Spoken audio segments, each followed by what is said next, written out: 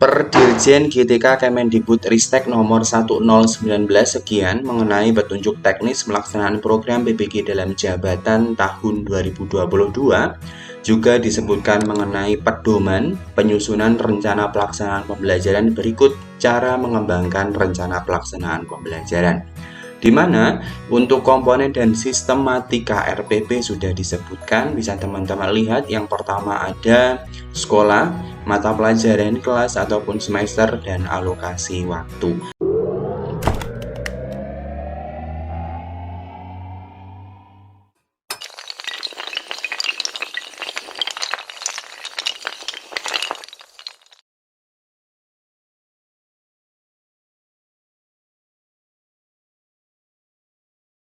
Halo semuanya, Assalamualaikum warahmatullahi wabarakatuh. Kembali lagi di channelnya tentang pendidikan, tutorial, dan data PD Official.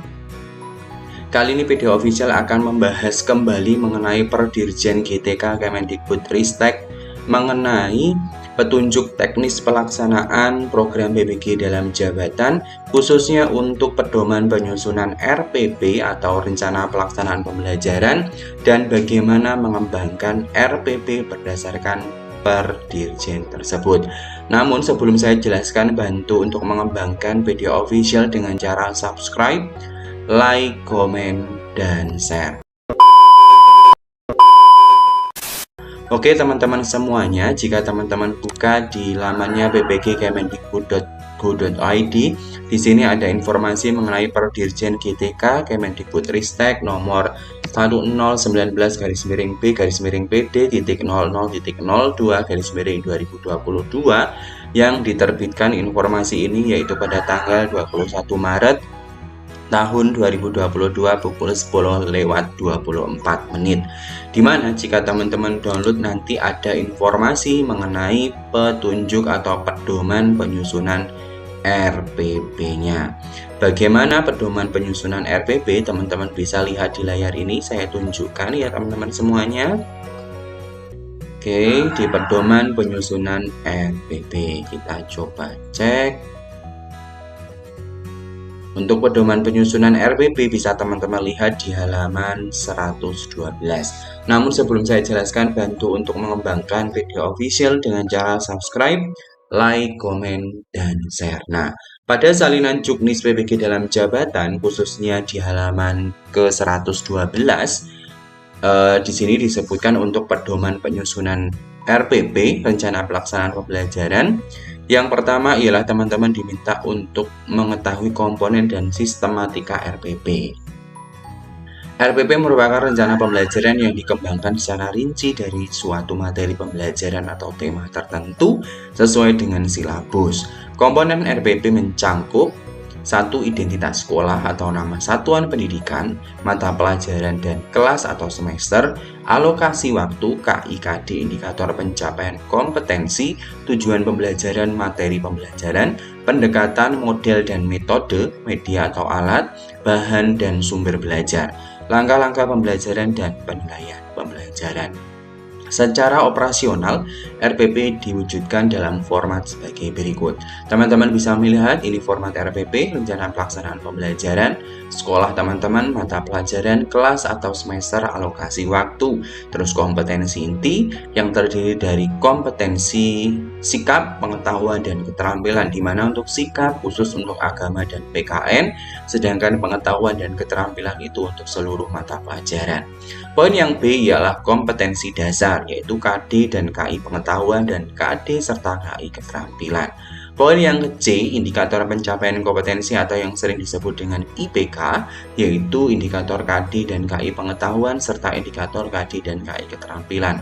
Sedangkan untuk indikator KD dan KI sikap, yaitu khusus untuk mata pelajaran PAI dan PPKN.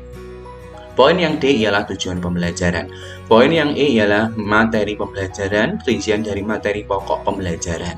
Poin yang F ialah pendekatan, model, dan metode. Poin G kegiatan pembelajaran, yaitu pertemuan pertama yang terdiri dari pendahuluan, kegiatan inti, dan penutup, serta pertemuan kedua ada pendahuluan, kegiatan inti, dan penutup, dan seterusnya ya teman-teman. Poin yang H ialah penilaian pembelajaran remedial dan pengayaan, yang terdiri dari instrumen dan teknik penilaian, analisis hasil penilaian, dan pembelajaran remedial dan pengayaan.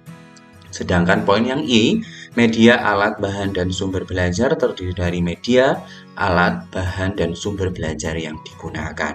Setelah itu di bagian bawah ada mengetahui kepala sekolah dan mengetahui guru mata pelajaran. Nah, teman-teman apabila akan menyusun RPP, itu sebaiknya melakukan analisis program semester ya teman-teman semuanya.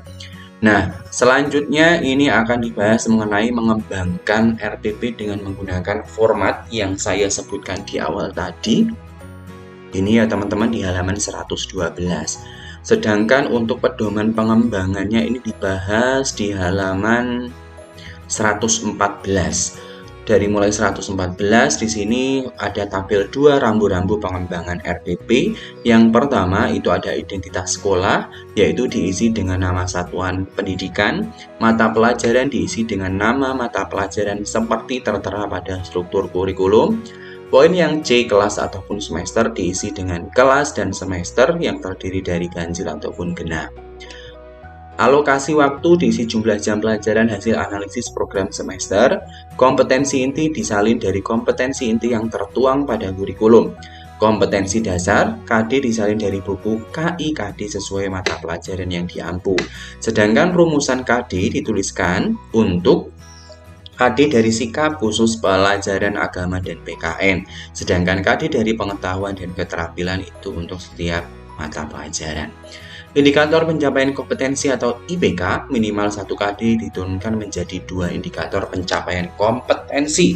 Contohnya IPK KD pengetahuan menerapkan pengetahuan pengelolaan informasi digital melalui pemanfaatan perangkat lunak pengolah informasi. Sedangkan KD 4.2 yaitu menyajikan. Nah, berdasarkan dimensi pengetahuan dan proses kognisi, maka IPK dari KD pengetahuan di atas ialah karena memang setiap KD diturunkan menjadi 2 indikator, maka teman-teman perlu merumuskan IPK minimal 2. Di sini yang pertama untuk KD 3.2 yaitu menjelaskan simbol, menjelaskan pengertian komunikasi, mendeskripsikan jenis-jenis komunikasi, dan menentukan teknik komunikasi daring.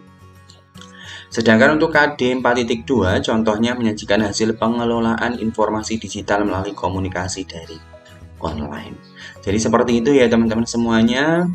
Selanjutnya tujuan pembelajaran. Nah, tujuan pembelajaran dikembangkan sesuai rumusan pembelajaran dengan rumusan A, B, C, dan D, yaitu audience, behavior, condition, dan degree. Yaitu pada berdasarkan IPK, maka rumusan tujuan pembelajaran yang tepat ialah setelah berdiskusi dan menggali informasi, peserta didik akan dapat menjelaskan pengertian komunikasi daring online sesuai dengan buku teks secara santun. Jadi ini sudah ada komponen audiens siswanya, behavior berarti kondisinya, yang diharapkan kondisi dan caranya seperti apa. Di sini ada ya teman-teman, ini sudah mencakup A, B, C, D. Terus yang selanjutnya materi pembelajaran. Nah, untuk materi pembelajaran dikembangkan sesuai rumusan materi pembelajaran berdasarkan contoh tujuan pembelajaran di atas. Maka materi pembelajaran yaitu yang pertama pengertian komunikasi daring online, simbol pada digital daring, jenis komunikasi, kebutuhan pokok fasilitas komunikasi, cara melakukan komunikasi daring. Nah, materi yang dikembangkan termasuk materi pengayaan. Jadi teman-teman, materi pembelajaran ini diambil dari tujuan pembelajarannya. Tujuan pembelajarannya berbunyi apa? Maka materi pembelajaran itu berbanding lurus dengan tujuan pembelajaran. Yang selanjutnya yaitu pendekatan model dan metode pembelajaran. Diisi dengan model pembelajaran yang sesuai dengan KD dan IPK, menggunakan model PBL dan PJBL. Untuk kegiatan pembelajaran, yaitu mengacu sintak model pembelajaran based learning dan project based learning. Dengan langkah-langkah kegiatan pembelajaran diorganisasikan menjadi kegiatan yang terdiri dari pendahuluan, kegiatan inti, dan kegiatan penutup. Secara rinci untuk pendahuluan, bisa teman-teman baca di sini yang pertama meningkatkan suasana belajar, mendiskusikan kompetensi, menyampaikan garis besar, dan menyampaikan lingkup dan teknik penilaian. Kegiatan inti diisi dengan kegiatan siswa, kegiatan pembelajaran dengan PJBL dan PBR. Catatannya ialah sintaksis langkah-langkah model pembelajaran dan langkah pendekatan PBL dan PJBL dapat mengacu pada panduan PBL dan PJBL terlampir. Untuk video mengenai tahapan PJBL dan PBL sudah saya sertakan di konten saya ya teman-teman bisa melihat. Nah, untuk kegiatan penutup ini meliputi membuat rangkuman atau simpulan pembelajaran, refleksi, merencanakan kegiatan tindak lanjut, dan menyampaikan rencana pembelajaran pada pertemuan berikutnya. Sedangkan untuk komponen penilaian diisi dengan hasil analisis teknik dan instrumen penilaian, yaitu untuk KD misal 3.2 teknisnya ada tes, tertulis, dan penugasan.